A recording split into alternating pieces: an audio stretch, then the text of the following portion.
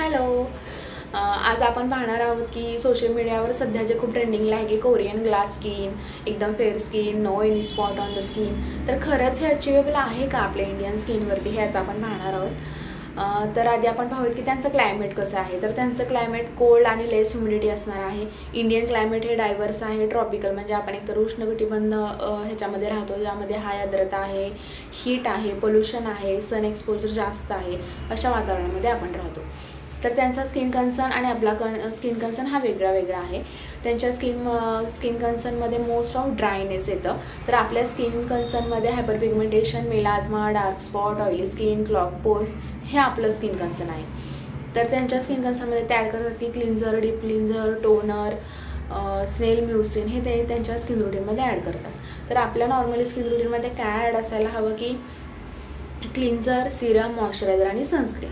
आता त्यांची skin fair दिसते कारण काय, तर नॅचरली जे मेलॅनिन नावाचं जे पिगमेंट आहे, जे आपल्या स्किनला कलर देतं, ते त्यांच्या स्किनमध्ये त्याचं प्रोडक्शनच कमी आहे आणि आपल्या स्किनमध्ये मेलॅनिन प्रोडक्शन हाय आहे. त्यामुळे आपल्या स्किनचा कलर थोडासा डार्क येतो.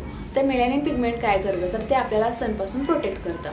त्यांच्या स्किनमध्ये मेलॅनिनचं प्रोडक्शनच कमी असल्यामुळे जेव्हा ते सनला एक्सपोज होतात तेव्हा त्यांची स्किन लिटल बिट बर्न होते. आपण जेव्हा सनला एक्सपोज होतो, आपल्या स्किनमध्ये मेलॅनिन प्रोडक्शन जास्त असल्यामुळे आपल्या स्किनवरती हायपरपिगमेंटेशन, मेलाझ्मा, डार्क स्पॉट हे सगळं येतं. त्यामुळे कोरियन स्किनचा स्किन कन्सर्न आणि आपल्या स्किनचा स्किन कन्सर्न हा वेगळा आहे. आता कुठलीही जेव्हा नवीन ब्रँच येते, जेव्हा ती तिच्याबरोबर काही ड्रॉबॅक असतील तर बेनिफिट्ससुद्धा घेऊन येते. तर त्यांचं जे राईस वॉटर म्हणून क्लिन्झर किंवा फेस वॉश आहे तो ऑइली स्किनसाठी चांगला आहे, म्हणजे ऑइली टू नॉर्मल जर तुमची स्किन असेल तर तुम्ही तो यूज करू शकता.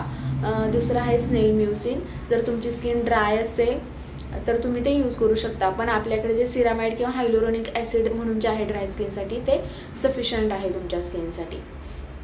तर कुठलीही स्किन ट्रीटमेंट घेताना तुमच्या स्किनचा टाईप, तुमच्या स्किनला कुठल्या गोष्टींची गरज आहे ह्याची प्रॉपर माहिती घेऊनच तुम्ही ते तुमच्या स्किनवरती स्टार्ट करू शकता. आता जरी तुम्ही कोरियन ग्लास स्किन अचीव करण्यासाठी ट्रीटमेंट घेतलीच तर तुम्ही त्याच्यासाठी multiple session, after treatment require the multiple products, तर मग खरंच आपल्याला त्याची गरज आहे का, तर नाही.